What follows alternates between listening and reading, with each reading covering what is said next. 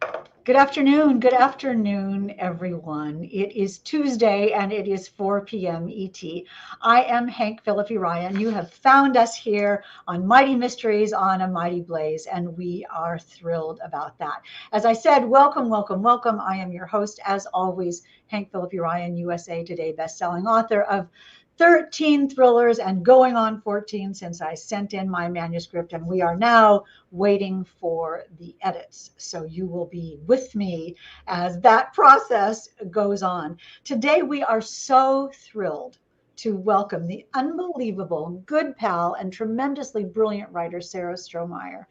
She has been a pal for so many years, and her riveting, unique, and fantastic Do I Know You? Look at that cover, is out today. Happy Pub Day, Sarah. Oh, well, thank you so much. It's so fun to be here. We were just talking earlier about how long we've known each other, and I think it's really more than 10 years. This book is so terrific, as I was saying. It's so suspenseful. It's so unique. I don't think I've ever read anything like this, and I want to show you all in this week's New York Times book review section is a glorious and rave, you can't see this, or can you see this, review of this book, which says in part, there's an anarchic quality that kept me reading, near breathless, until all assumptions were gloriously upended. I completely agree with that. And I love the anarchic because you are just so brave. You'll just go anywhere in a book. And that's one of the things that made this book be so interesting. What did you think when you saw that review? Well, I thought there's not enough I could do for Sarah Weinman, who wrote that review. I am so grateful because she also tied it into my earlier Bubbles book. So there was a continuity there, and she got the idea that it's not going to be just straight thriller, that there's a little bit of humor left over from my Bubbles series. And I really appreciated her tying it all together. And I know that people hear in advance, Gail saying, congratulations on the NYT review. We welcome all of you here today. When I look over here, you all, I'm looking at the comments. I'm checking to see who's here today. And I see Bozenia, and I see so many Gail, and I see so many other people joining us today to hear about Do I Know You by Sarah Strohmeyer. I know that you hear in advance when the New York Times is going to do a review, but they don't tell you if it's good, right? No, and I always have the fear that it's going to be a line like this. Great concept. In more skilled hands, it would have been pulled off. When I read those in reviews, I just feel so sorry for the author because I know that they tried to pull it off. It's just so damning. And that was what I was afraid they were going to say. And it's so interesting that this is your first thriller, isn't it? And Right. so you came from another kind of writing, and we'll talk about that in one more second. I also want to tell people that you are in what you just called the world's coldest hotel. I'm sorry. I'm a Vermonter. I should be used to this, but this place is freezing. I've got this wool coat on, this scarf that my friend from Britain gave me that's wool, that's really wonderful, and I'm just freezing. And so maybe it's just that I'm old. I don't know. And it's a great story about, and Sharon Carlson Person is saying hi from Minnesota, where it's also cold. Tell us a little bit about why you are where you are. I'm here to speak at an unlikely story in Plainville, Massachusetts, right down the road at 7 p.m. I'm really excited about it. I'm really excited to do an in-person event because a lot of places just haven't allowed them. And, I don't blame them, but it's a great bookstore, and Jenna Blum is going to be there too. And I asked her to bring her dog, Henry. So I have come equipped with lots of dog treats for Henry and really looking forward to it. Well, you are so lucky to have Jenna Blum be talking to you this evening. As you know, if you have found us here on Mighty Mysteries on a Mighty Blaze was started at the beginning of the pandemic by the fabulous Jenna Blum and Caroline Levitt to keep us all talking together and discovering new books and learning about new authors and new writers every week, 24/7. And this is the place for Mighty Mysteries. So you will get a double dose of Sarah from the Mighty Blaze today from me right now, right here. And you have found us. And then at 7 o'clock tonight, night at An Unlikely Story, the fabulous bookstore in Plainville, which will also have signed copies. So you can email Yes. Kim and An Unlikely Story and get your signed copy of Sarah's book I'll there. personalize it. Well, and she'll personalize them. You heard it here first. That's fantastic. Let me read you, just so I get this right, Sarah's formal bio. And here's the website right now. Thank you so much, Blazers in the back room. That is Margaret and Karen making the show run, and we are grateful for that. Sarah Strohmeyer is the award-winning, nationally best-selling author of 18 novels for adults and young adults, including the Bubbles Yablonsky mystery series and the Cinderella Pact, which was made into the Lifetime movie Lying to Be Perfect. I know you've seen that movie. I know you have. And isn't that funny that we have Sarah here today who wrote that? And I wonder if any of you have read the Bubbles Yablonsky series. They are hilarious. Highly recommended. A former newspaper reporter, Sarah is currently the elected town clerk of Middlesex, Vermont. So interesting, where she lives with her husband and cat. And she says in her bio, 2 adult children occasionally drop by. That is such a lovely bio, and also so full of stuff. We were talking earlier about this being your first thriller, and I want to talk about it specifically. But first, how did you get to this from Bubbles Yablonsky and the sort of women's fiction-y books? Well, I think that's a good question. Like every other middle-aged woman, and I guess I'm getting to the far end of that, I love true crime, and I spent years writing about crime as a reporter. So you collect these stories and you collect themes and you start thinking about maybe the darker aspects of life. And while I liked writing cozies, I just felt I gravitated toward what I read. And I read a lot of thrillers. I read Lisa Jewell, I read, Ruth Ware, I just read Kat Rosenfeld, which is just fantastic. No One Will Miss Her. So I want to write what I read and what I'm drawn to. So I was just naturally drawn to this genre. And it's challenging, especially this day and age with such really cool, unreliable narrators and techniques and structure.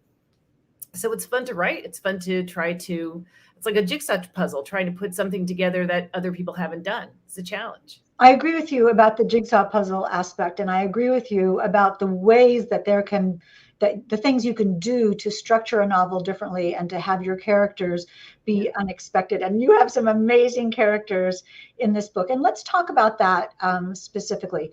First, just ground us in the story. What is Do I Know You about? It's about a woman named Jane Ellison who is a super recognizer. She is somebody who can never forget a face, even if she's had a brief encounter with someone decades before. And so she naturally works for Homeland Security, spotting terrorists. And there's a whole story behind that that I'll go into maybe later. But she sees a woman who she's 100% positive was the last person with her sister before she disappeared 11 years before. And she knows it cold. No one believes her. She gets fired. She's humiliated. She's legally threatened, but she pursues finding this woman and bringing her to justice. The problem is this woman is extremely well off, and she has a great reputation as a philanthropist, and she's about to marry into kind of a wellness culture family. So she's got an impeccable reputation, and that's where the tension is. Well, there's so much in that. Let's rewind a little bit to super recognizer. Right. We're talking about that's someone who never forgets a face or can recognize someone by the slightest, arch of an eyebrow or curve of a jaw. How did you learn about that? Because those are real. They are real. And in fact, if you go to sarahstrohmeyer.com, I have a free test that you can take, and they're not going to data mine you, that I think is run by Harvard and Princeton to just test. You can test whether or not you're a super recognizer or if you have that inclination. I personally fell down right in the 50%. But some people would score well, and it's pretty cool. Super recognizers really exist, and they have been used by Scotland Yard for years to infiltrate crowds, to make sure that terrorists with the IRA who are planning a car bomb or some other disruption at a crowd, like a parade, are recognized and pulled from the crowd before they can be any threat. And I had no idea this existed until I was actually detained in Heathrow Airport and had a long conversation with the security there about how they've been using super recognizers for ever since, I guess, the IRA got started. I think that's really when they started cultivating a horde of super recognizers to infiltrate crowds. And their argument was that these people are far more effective than the standard security protocols you go through in America, because they are just regular humans walking around the airport. There's not no one knows when they're being scanned. And, I suppose there's a whole civil rights question there that we could probably go into, but I don't think today is that day. So rewind a little bit. You said you tucked into the conversation when you were detained at Heathrow. Correct. What happened? Because as I think Hank, I am on the terrorist watch list. And the reason I am on the terrorist watch list is because in 2002, I was on a book tour and the publicist put all my tickets under Strohmeyer, and they were all one-way tickets, and all my ideas under my married name, which is not Strohmeyer. And that was enough to just, flip a flag at a time, I think, before we all knew how to handle the post 9/11 travel. And so no matter where I went, I would be pulled aside. My luggage would be searched. I'd be forced to drink my water bottle if I had it in my hand. And I remember a particular Southwest flight where I was pulled aside, as everyone's marching onto the plane, and they opened up my little travel case, and there was my whole Bubbles outfit with the blonde wig and the see-through leopard print shirt and the gel-filled, leopard print bra. And I think everybody just thought, what the heck? And finally, I asked somebody, I started pursuing it, and I found out that I did have this little ding on my passport because I was using my passport. It was the only piece of identification I had that had both Strohmeyer and my married name on it. And even when I got a new passport, I'm still on that. I'm still on the terrorist watch list. So I have been detained in Turks and Caicos. I've been detained in Montreal. I was detained in Heathrow for quite some time. And that's where I spent all this time, learning about super recognizers. And so the person who detained you just told you about that? In Heathrow? Well, we were actually together for a long time. We were there for 45 minutes. And I think it was right after the shoe bomber situation. And so I just struck up a conversation, trying to be a journalist, trying to get some story out of this. And he, laughed and said, that's such a stupid thing to be taking off your shoes. It means nothing. You're not going, it's very ineffective and inefficient. And that's where he told me about super recognizers being used by Scotland Yard. So that started it, and I stored that away. And then I think there were a couple of articles that came out, maybe in the New Yorker and elsewhere, where people were starting to talk about super recognizers. And I thought, well, what if you were a super recognizer? You were absolutely sure that you saw somebody who was had changed your life forever, and nobody would believe you. And all you had to go on was your own brain.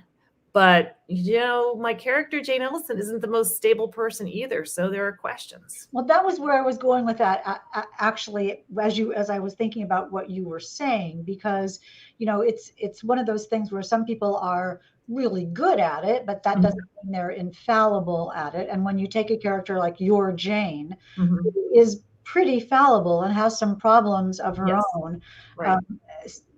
Including the life, for 11 years, all she's wanted to do was find out what happened to her sister. And It seems like this is an open door to that. And she goes a little overboard about it. But how did that come together as a story for you? How did you decide how did you create Jane and the missing sister? And when did you realize that this would be a really riveting story? Well, I knew I had to make it important. I had to make the connection life-changing. That when your sister, she felt very responsible for her sister's disappearance. She should have acted, but she should have called her mother. She should have called for help when she saw her sister, who has been through a lot.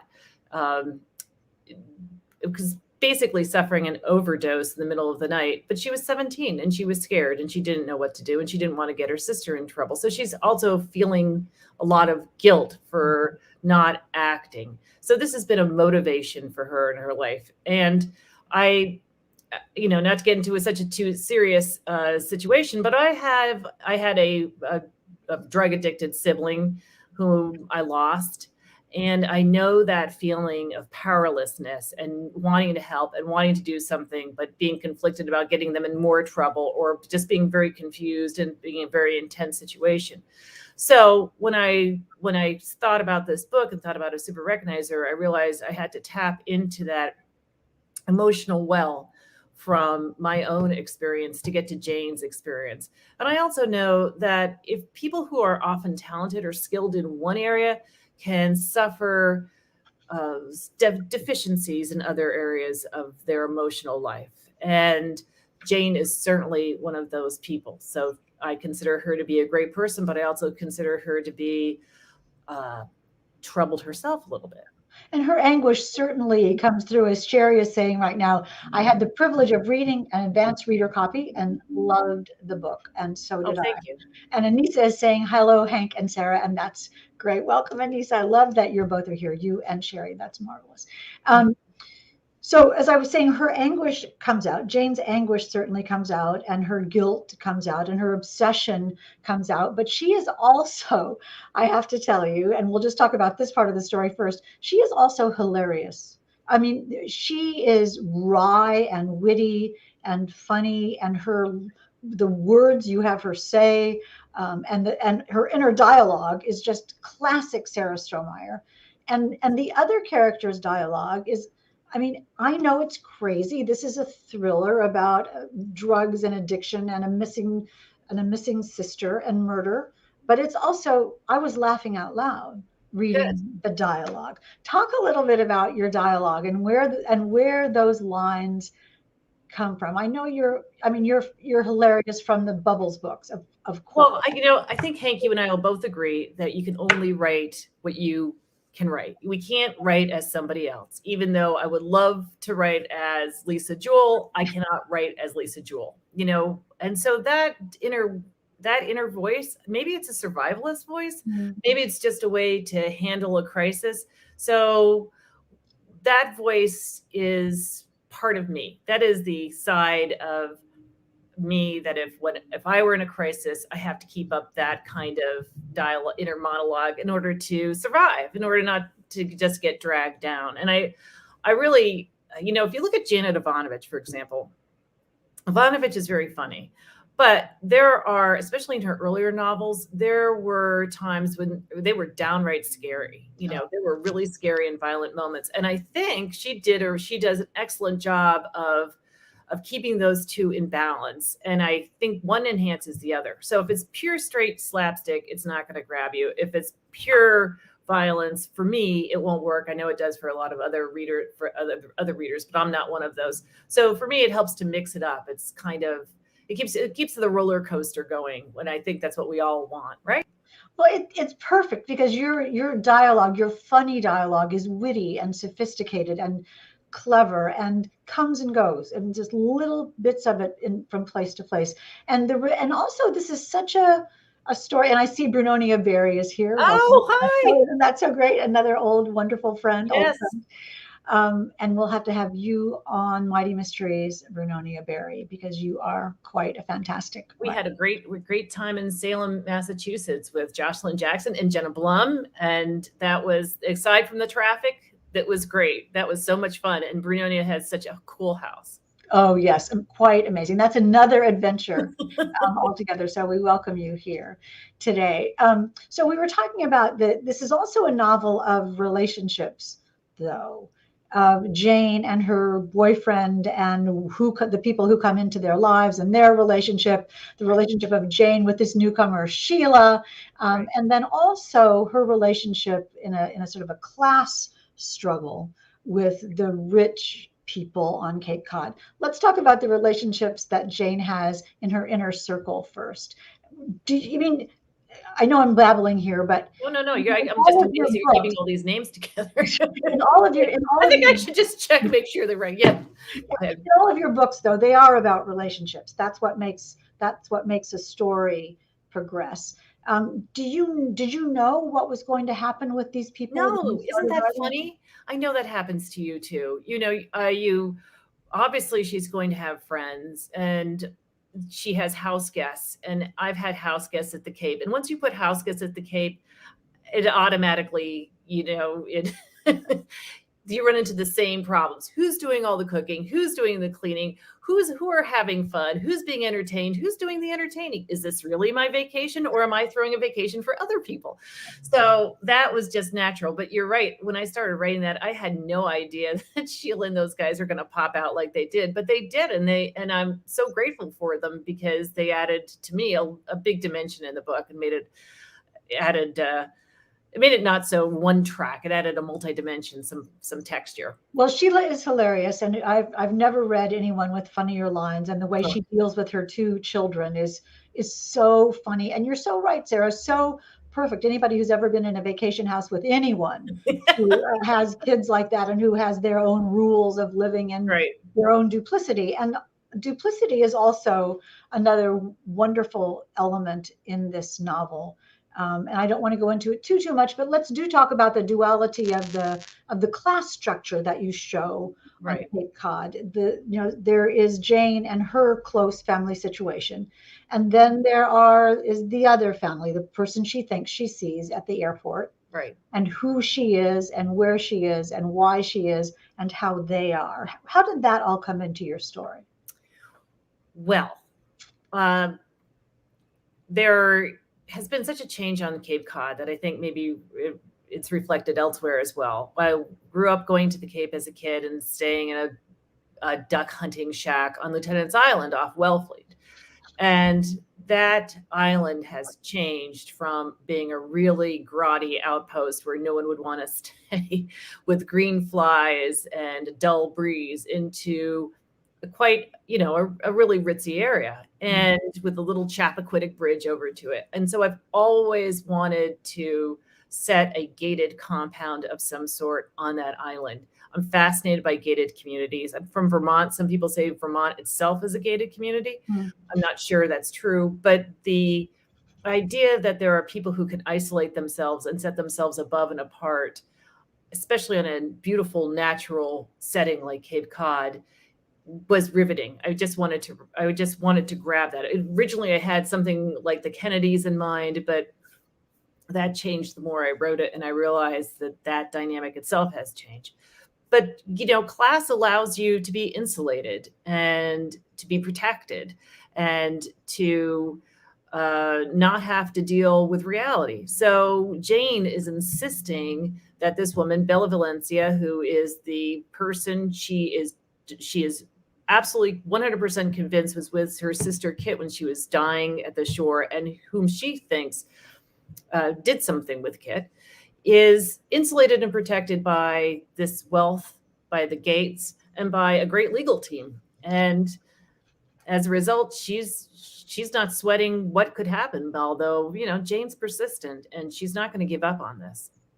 And it's also such a study of influence. One of the reasons that Bella and her gang, her wealthy, the Peases, right, who we love to hate, the Peases, have so much power. That's money and power and influence and manipulation of the public. Their whole goal is to make money from getting people to love them, which is so creepy. Talk about where this influencer idea came from. Well, it's everywhere, isn't it? I mean, we're bombarded by influencers. My email right now is just filled with Instagram influencers who want to, help me, which is great. But there's a line between what is reality and what is not reality. And there is so many great books about this fiction. I'm trying to think of the titles. Well, Kat Rosenfeld was actually one of them. But the idea that, for example, go to our friend Gwyneth Paltrow and Goop. The idea that you can manufacture this entire world of ridiculous, overpriced items And, the old advertising cliche that they're going to sell you things you didn't need. She's just taking it, she's just taking it on steroids, probably literally. So I don't know who buys the scoop stuff. Maybe there are tons of people. Somebody must. I mean, everybody else just kind of flips through it and laughs. But it creates a craving in you. It's just like Glamour magazine back when we were young, the idea that first you are inadequate, and secondly, this is what you need to do to be adequate, and you'll never be quite advocate. It's just I think Instagram influencers and other influencers just have really taken that up, and to a degree that I am so glad I'm not a young woman or a teenager living in that world. So exactly. They're telling you what you aren't and what they are and what you should be and what you're missing out. And don't you wish you were this person? And if you only bought this thing, you would be that. Right. Your house should be decorated for the holidays in thus and such a way. And, it's not going, you want to have the, pewter, the pewter nose ring that's going to also fulfill as a canteen, weird things like that you just think, oh, where did they get these ideas? It's all about people's desire to belong. Jane has that. There's the whole family situation. Bella has that. There's another outsider in the Pease family, of all people trying to get in. Right. And one of the things that you describe so gorgeously and do so beautifully also is how phony it all is. There's an amazing scene where someone is getting ready to be married, and the outfit that they're putting on her, and how inappropriate that is, and the wedding scene, the wedding setting all together, and how manufactured, this manufactured fake beauty is heartbreaking in the midst of the natural beauty of God. Oh, you're really good.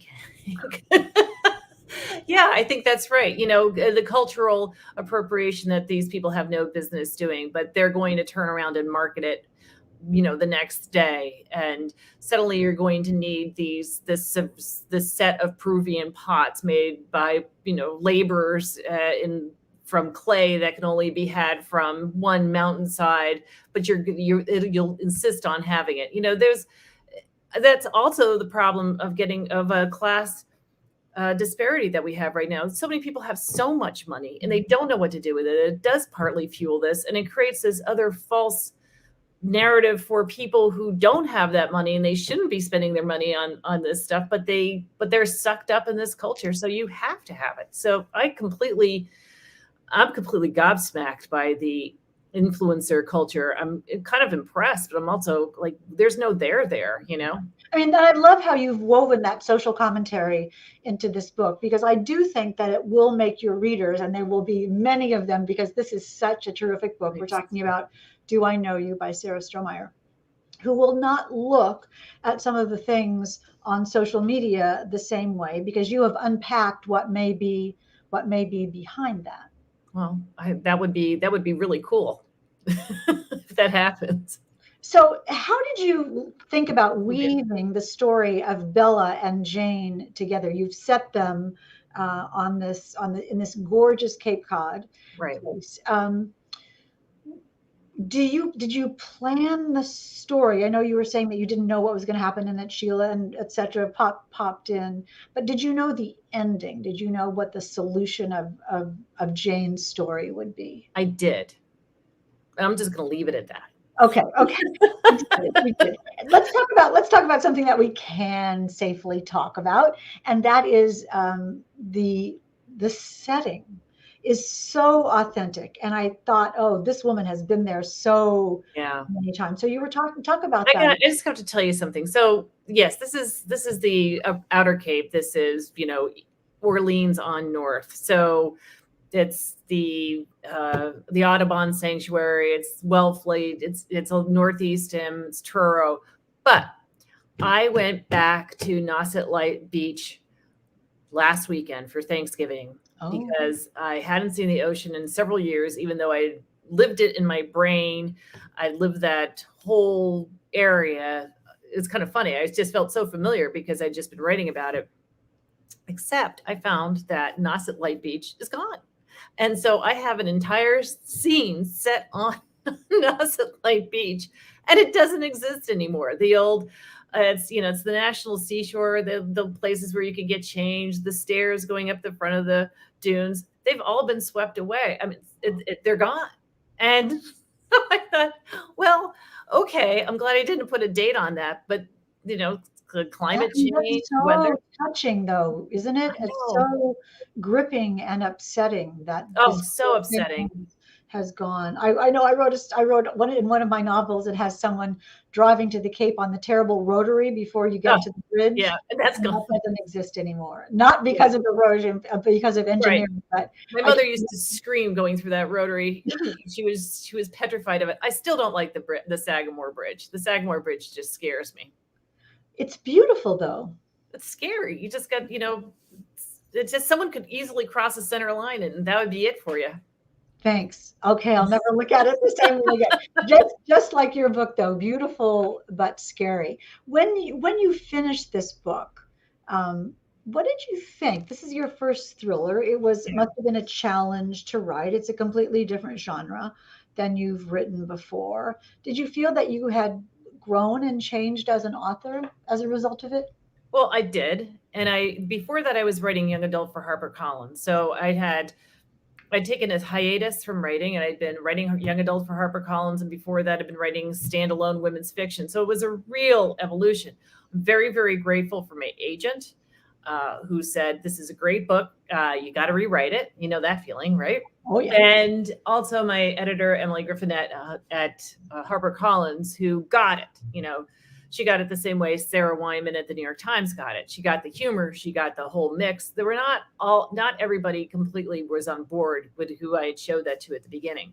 I don't think they, some people just like straight thrillers or more violence. And that was not what this book was about. So I think after finishing it, I had an idea for another book, and I'm very, very behind on that book. In fact, my deadline is today, and I'm not anywhere close. We won't tell. It's just us. Yeah, I have to tell you that my agent once said, when I was sort of worrying about hitting a deadline, she said, "Oh, Hank, time is such an artificial construct." And I said, "I'm going to remind you of that when this book is late. So feel free to quote my agent." I'm going to quote your agent. Also, I think you and I are both journalists. So for us, deadlines are deadlines, and the world explodes. But I'm not so sure that's true. But I don't know.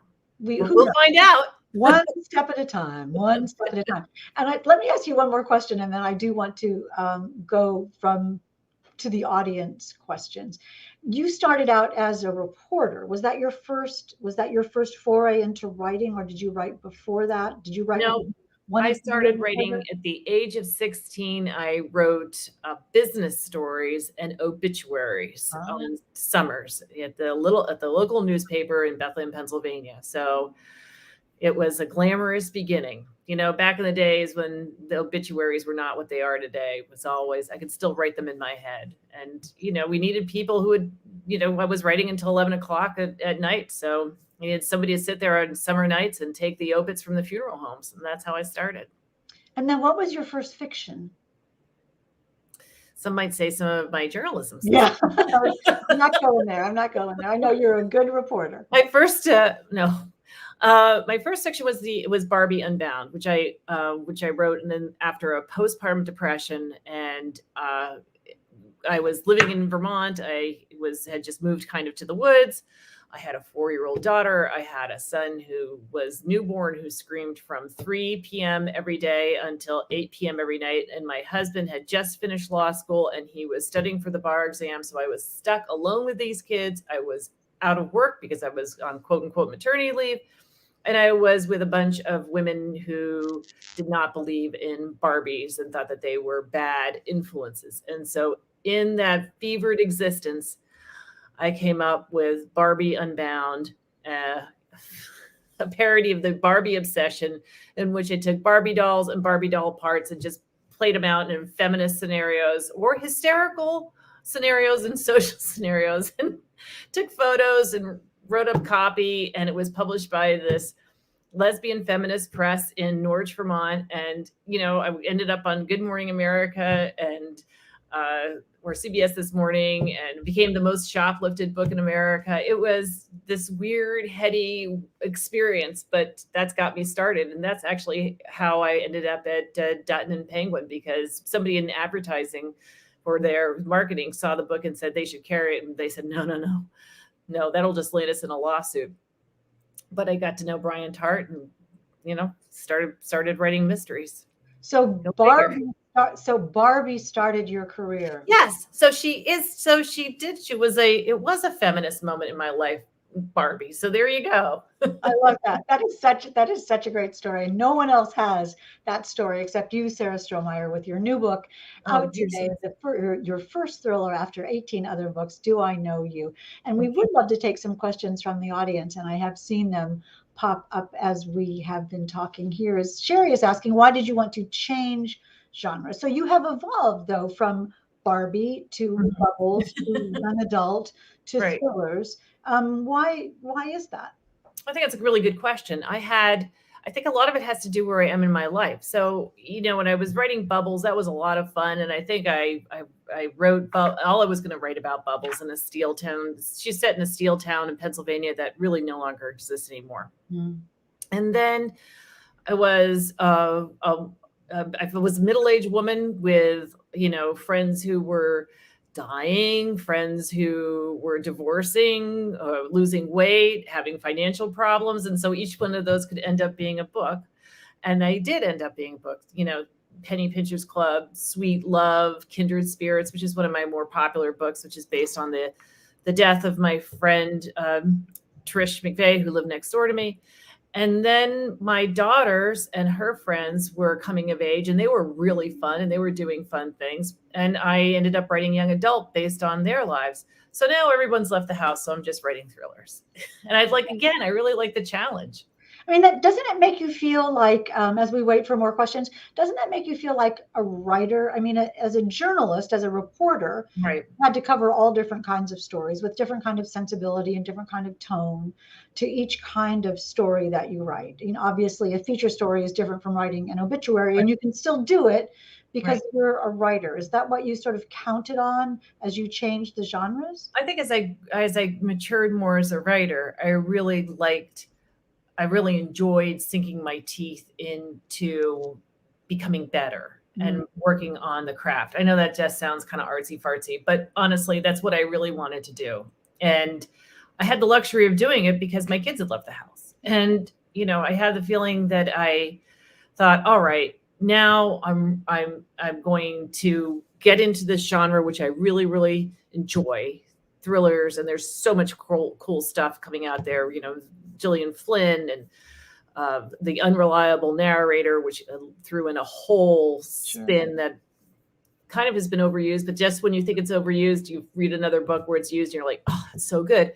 And then I thought, I don't know, it just became a challenge that I really wanted to excel at. My husband asked me the other day, why are you still doing this? And I said, because I have another story and I want it to be really, really good. And, I don't want to give up before I've done that. And so hopefully I'll just keep writing forever.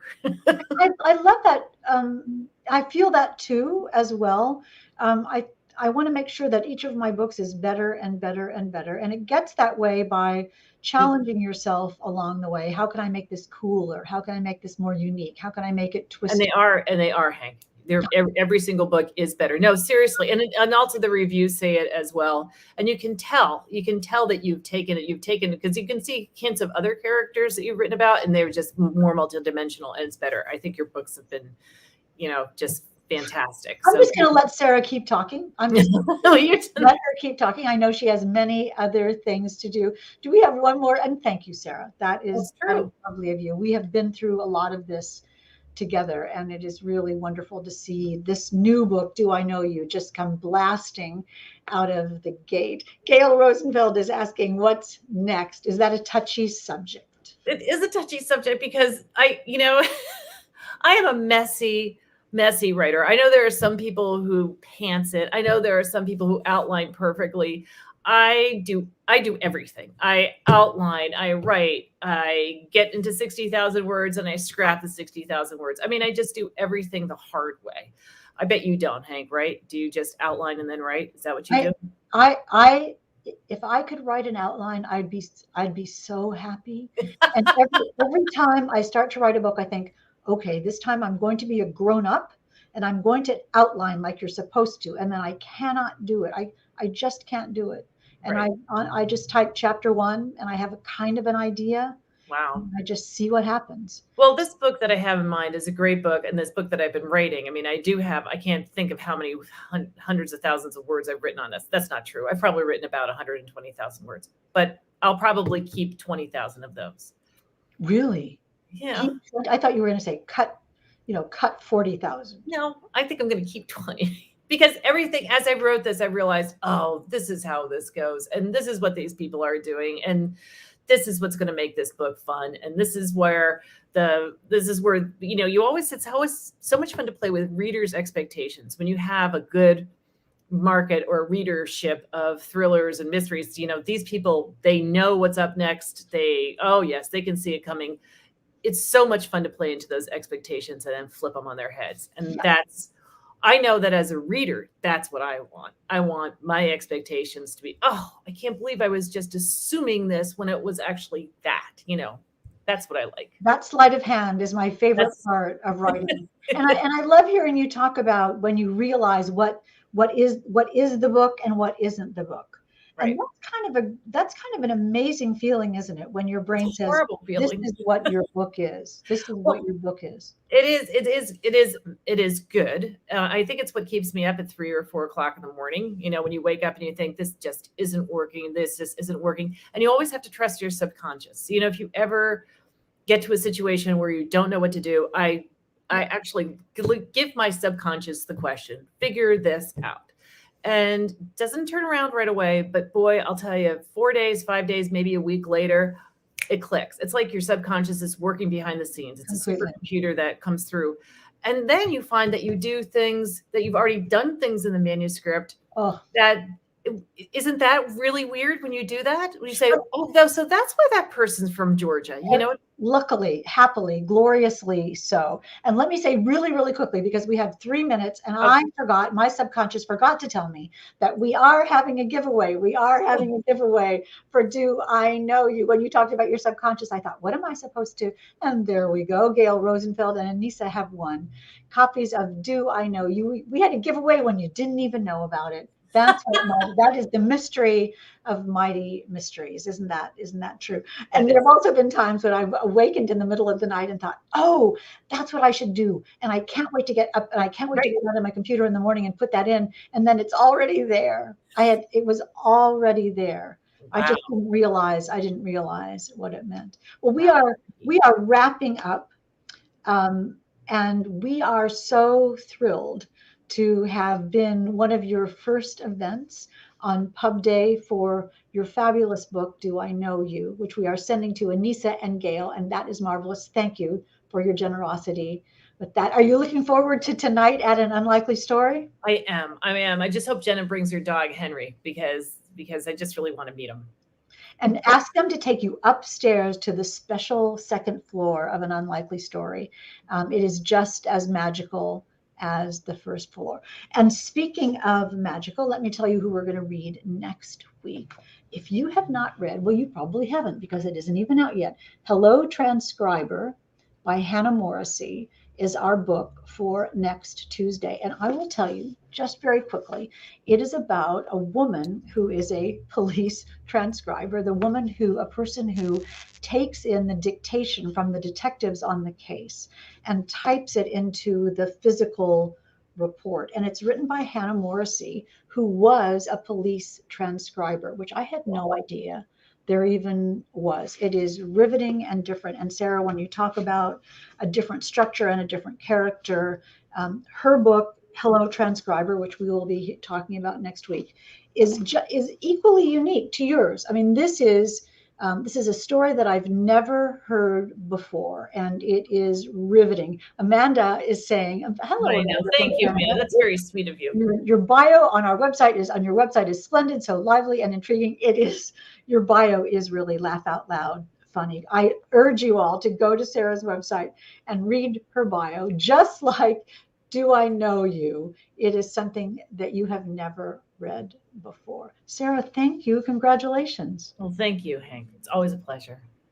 And I want you to go right now, and look for Do I Know You, either at Unlikely Story or bookshop.org or any place that you buy books. Everyone will be talking about this, and you don't want to miss it. And that is our day here on Mighty Mysteries. We are so pleased that you joined us. Isn't it great to have a wonderful new book every week? We are so pleased that you are here. And until next Tuesday, keep reading, and we will see you